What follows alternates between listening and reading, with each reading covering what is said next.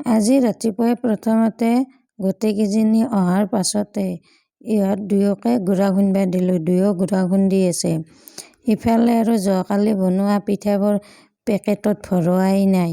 এতিয়া আৰু এইবোৰ পেকেটত ভৰাব লাগিব। ইফালে আকৌ সান্দহবোৰত ষ্টিকাৰ মাৰিব আছে, এইবোৰত ষ্টিকাৰ মাৰিব লাগিব।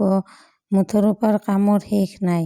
বনোৱা, পেকেটত ভৰোৱা, মুঠৰ বহুত কাম। আজি গোটেই দিনটো তিলৰ লাড়ুৱে বনাই আছোঁ।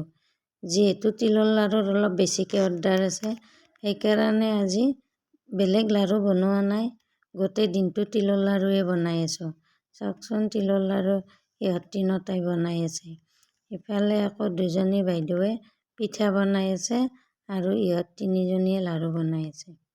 ইফালে আকৌ এনেকৈ দিনটো পাৰেই হ'ল।